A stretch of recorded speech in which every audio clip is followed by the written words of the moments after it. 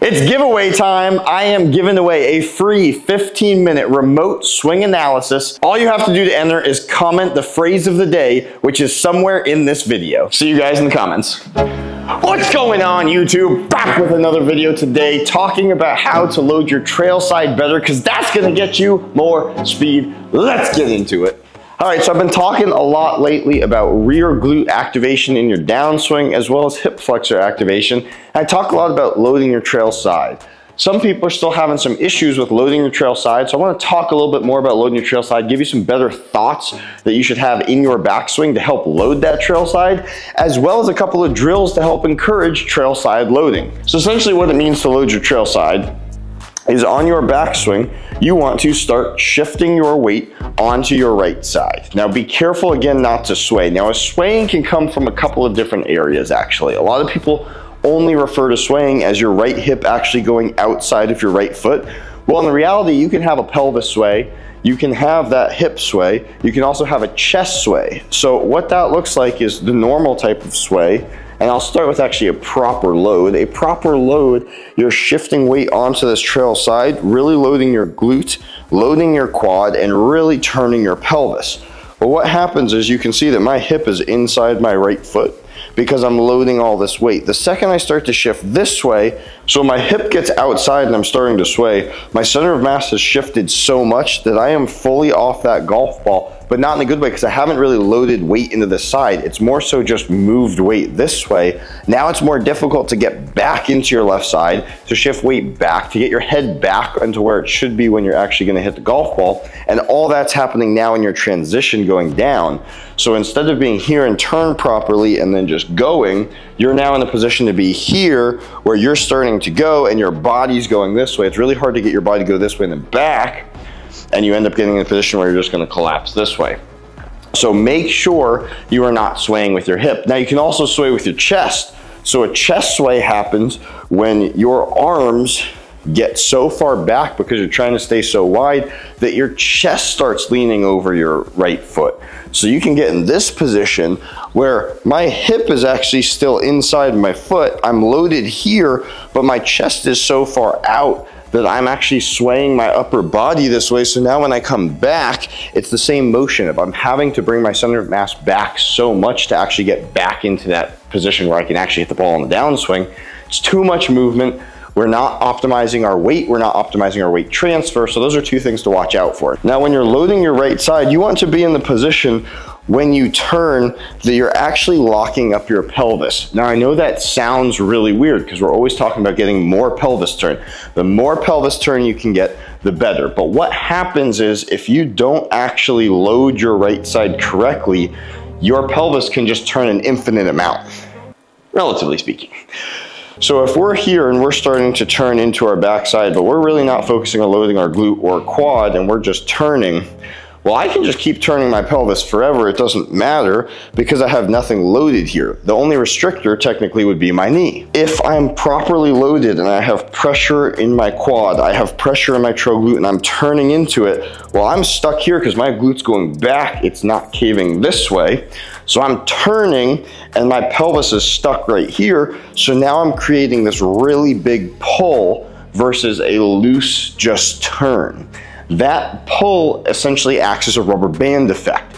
So if we can get a lot of tension in the turn here, and that's ultimately what you want in your golf swing, the more tension you have, the more rubber band effect you have, the more you can actually snap that club down and gain club speed. So we want tension in this pelvis when we're turning.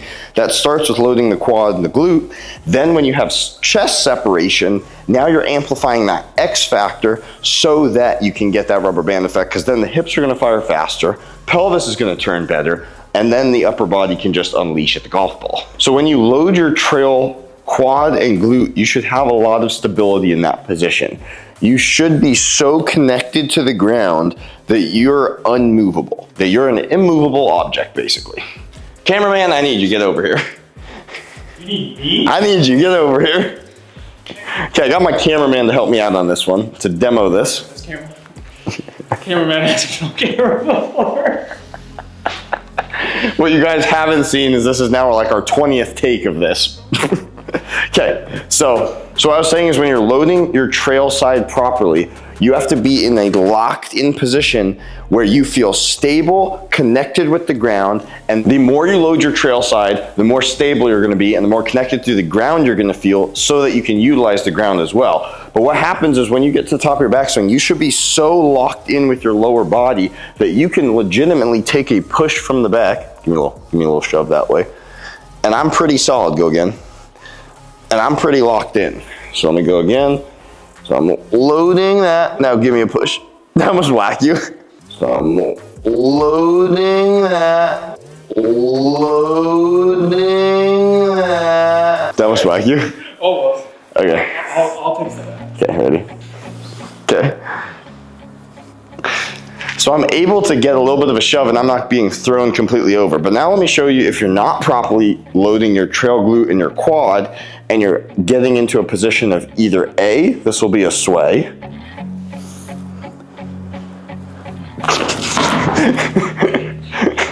or B, you're just not fully engaging your glute and your quad in that takeaway.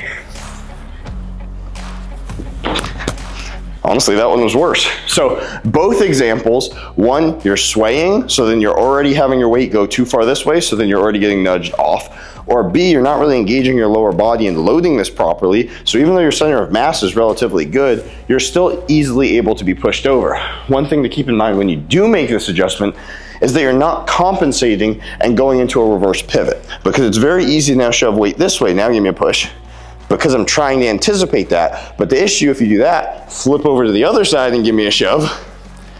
When you're here, well, then you can go that way. So you need to make sure you're connected with the ground, that you're not gonna be able to be pushed one way or the other, and that you're loaded really well into that trail side. So we just saw a demonstration of the more you can load your right side, the more you're going to actually have connection with the ground, you're gonna be more stable, and then you're able to actually explode. If you never load, you can't explode. So we're looking to load properly so that we can explode in the downswing. Now what I want you to do to actually ingrain this into you is grab yourself a PVC pipe or something really heavy. The reason to go heavier is so that you can actually load a little bit of weight on your back, so when you're turning, you can feel something there and feel a little bit of resistance and actually have to put a little bit of force into this turn. But we're not looking for fast force, where I've talked about using a PVC pipe for stretching out your back and some motions like this. We're not looking for fast turns like that. We're looking for a very slow and methodical turn. So I want you to set up exactly how you're gonna hit a golf ball and look to your backswing and really focus on loading. But the only thing I want you to feel is this glute moving backwards, this hip bending slightly, and I want you to feel all of that effort in your quad and glute. What I want you to feel in that backswing position is essentially when you're pitching in baseball and you're going down and striding down the mound, you can feel tons of quad activation, you can feel tons of glute activation, and you're trying to stride that way and drive. That's the same force I want you to feel while not driving forward yet, because that's actually on your downswing. You should still be able to feel that tension build in those two areas, and your foot should feel screwed into the ground. You should feel incredibly connected with the ground, almost as if your foot is quite literally turning to get screwed in and connected to the ground. So again, we're just gonna sit here and practice this rep after rep, ingraining. When my chest is turning, the more this turns and turns and turns, and I'm not going fast again because then we're not getting that activation. We're trying to go slow, and the way I'm gonna turn more is not by my back turning more, it's by creating the separation here, here, and here. So we're looking for pelvis to turn, we're looking for quad to become engaged, glute to become engaged, and then we're turning this slowly. Since the PVC pipe is heavier, if I'm looking to create turn, there's one way is just by doing this, and you can see I have no activation there, and it's all coming from inside the core and opening up my chest. If I do have engagement, you can see that I feel really connected. I'm opening up this, my quads being engaged, my glutes being engaged, a lot different of a position. So same thing as if you're being pushed. We don't want you to sway, because then you're losing connection, losing feel, but also look how far that this PVC pipe is turned. The motion is more this way versus this way. Secondly, when you're loading your trail side, make sure you're loading it here and you're not tipping forward. But if you are tipping forward and going into this reverse pivot position, you can see that this PVC pipe dipped down more this way versus rotating through. So there's a few things that you can look at with the PVC pipe and how it's moving on your back to get a good indicator if you're doing this right, as well as focusing on the feel of quad and glute. Another great way to do this drill is by doing it on the front, more like in a front squat position, loading into this, and you can put something like a foam roller, really anything there. I want you to do the same thing where you're loading onto the side and you're essentially trying to just gently touch this foam roller with the PVC pipe. So I need a little bit longer of a PVC pipe to do this where I'm standing, but we can load that trail side, go back, go back, go back, and then touch. Let's try it again. Load that trail side, go back and back and back, engaging more and more and more and more and more, touch. And the only way to get that last little bit is by further getting this glute to go back and more engagement in the quad. Otherwise, I could get it very easily when you don't start properly by just turning and going down. We are looking for this right part of the PVC pipe to more so going up, left part going slightly down. We're going at about 45-degree angle. We're not going just straight laterally moving. We're also not going straight vertically moving. We're really looking for that in between because that's how you want your backswing to be.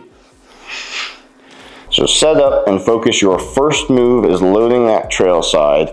Load that trail side. You're not swaying. You're not going into a reverse pivot. Really focus on glute back, engagement in the quad, screwing in that foot, and then from here you're locked in and the rotation's coming in that pelvis until you barely touch it.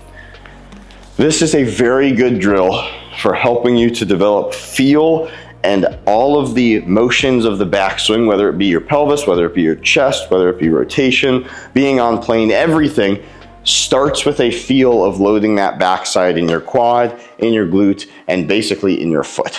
Just as you do every change, it's always good to over-exaggerate before you actually make the change, because if you're here and loading your trail side with glute activation and quad activation, and over-exaggeration is all the way up here, well, realistically, when you're actually hitting a ball, you're gonna fall someplace in the middle, which is awesome because that's still a great improvement. So we're always looking to over-exaggerate change before we actually go into hitting a golf ball, which is where that drill comes in handy. Yes, you're gonna be loading a little bit more than you would if you're actually hitting a golf ball. Yes, you're setting yourself up a little bit more to be more quad dominant and glute dominant in that swing than you would when you're actually hitting a ball. You're not gonna feel the exact same thing in the exact same quantities of how you're feeling it, but you should have the same feel in general going into hitting the ball. So if we're activating our quad and glute, just say 300% in that swing, realistically, when you're hitting a golf ball, you want to activate about 150%. That way you can start having more trail side activation in your golf swing to start using the ground more than you are currently. And if you're still struggling to feel that load in that trail side,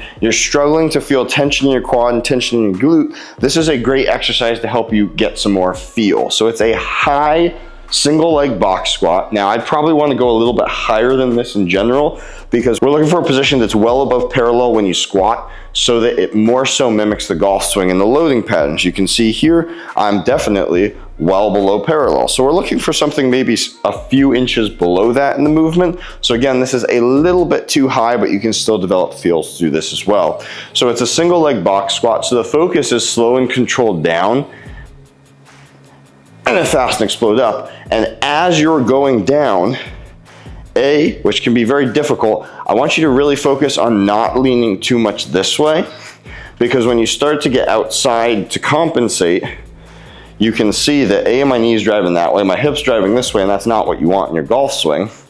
So while this can be difficult and your hip may start shooting this way a little bit to compensate, we're gonna work to make it back more towards neutral, but really focused on loading this quad, loading this trail glute. If your glute's not activated, you're just gonna get to the bottom and collapse. If your quad's not activated, when you're lowering, you're just gonna collapse. So we're really looking for a lot of tension to be developed in your quad, glute through this whole exercise until you explode up. And that's the essential rubber band effect. Is on the backswing, we're trying to load tension, load tension, load tension, boom, snap that rubber band and you're gonna fire. So we're looking for load tension, load tension, load tension, load tension, and then fire. Again, you want it to be a hair higher than that, but that's essentially how you're going to start to feel that load in both your glute and your quad. So you can also use dumbbells for it. You can be in a front rack position when you're doing the actual squat. You can just use one dumbbell if you want to hold it in a goblet position. And you can do the exact same thing where you're slowly lowering, and then exploding up. Same exact thing. We're really focusing on, again, loading that trail side so we can feel quad activation, glute activation, creating that rubber band effect, getting all that weight so we can shift and then really explode in the downswing. So all these drills and exercises are really good for helping you develop feel so that you can start really understanding how your quad is loading and how your glute is loading in that backswing. So we're focused on really loading this part, getting this to go back and feeling it load here without compensating this way, without compensating this way, because that more we can get that turn, lock in that pelvis, creating more rubber band effect. When you get your downswing, you can really fire it.